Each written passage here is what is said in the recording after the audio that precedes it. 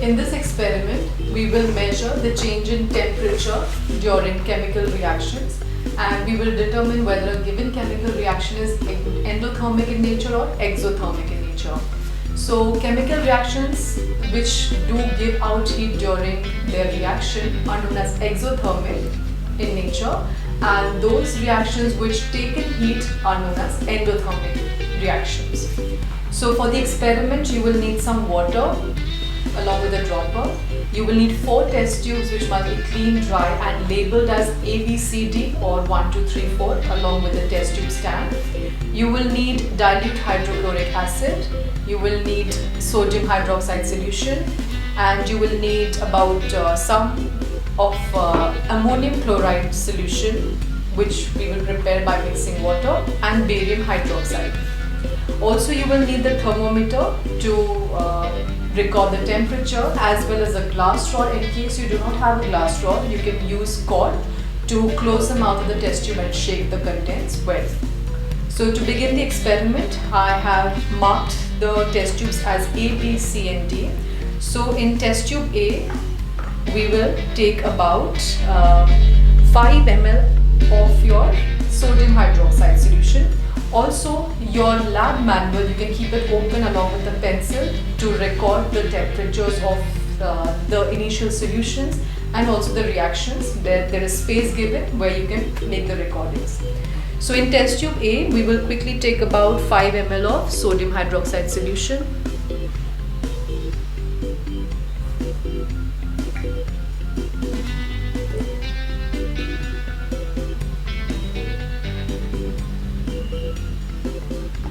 In test tube B, we will take 5 ml of your dilute hydrochloric acid.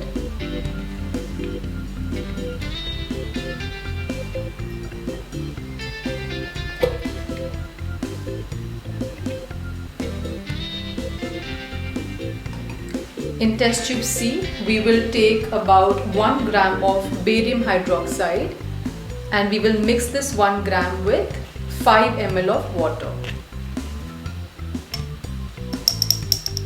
And since you're dealing with hydrochloric acid, for safety measures, it is better that you wear your gloves.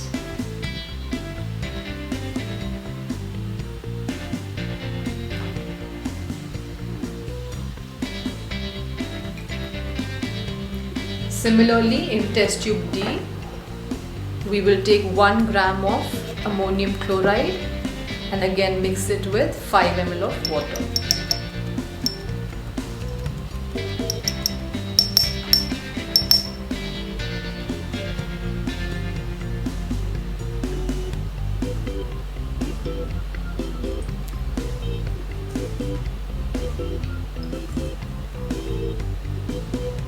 You can shake the contents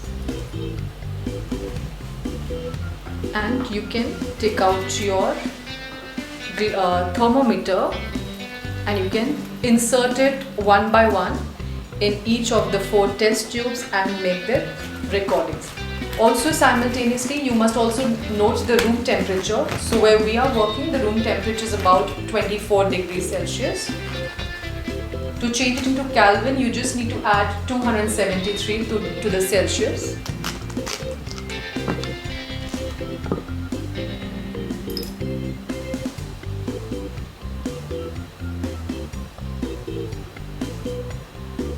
And note the reading.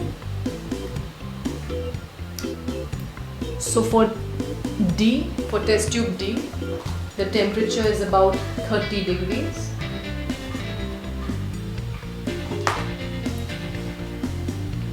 You can just wash this in water.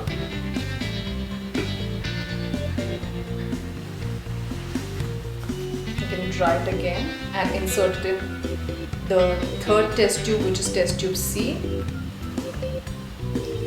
and note the temperature.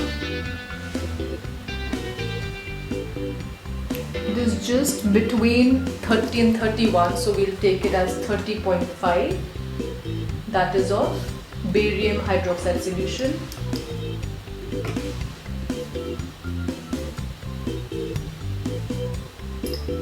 Note the temperature of test tube B. it is 31 degrees. That is of hydrochloric acid. And that of test tube A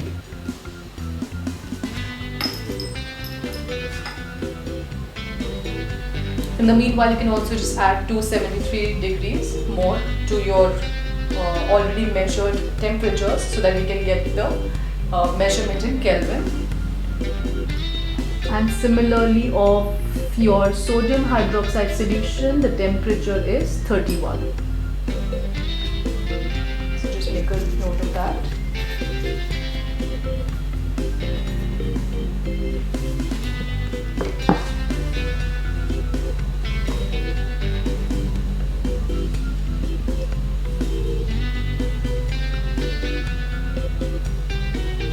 So in Kelvin, we have the temperatures of hydrochloric acid and sodium hydroxide solution as 304 Kelvin.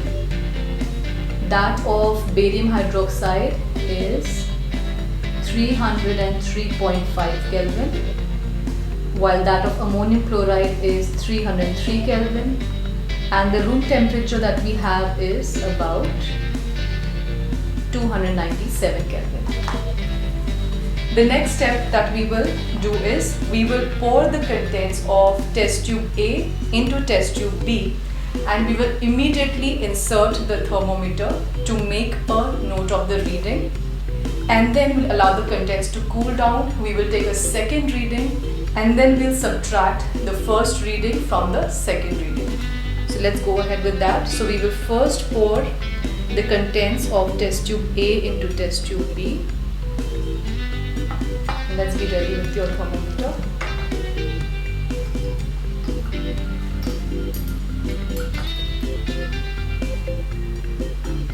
You can see the temperature rising.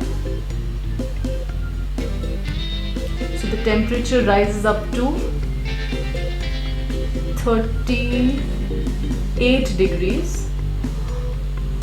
So we will just allow this to, we will leave the thermometer in the test tube itself and make a note. So after about 5 minutes, you will notice that the temperature from 38 has come down to 35 degrees.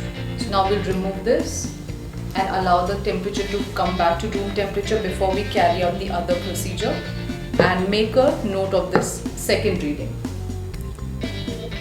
Similarly, to see the reaction between barium hydroxide solution and ammonium chloride solution, we will pour the contents of test tube 3 into test tube 4 and immediately insert the glass rod and make a quick note of the temperature.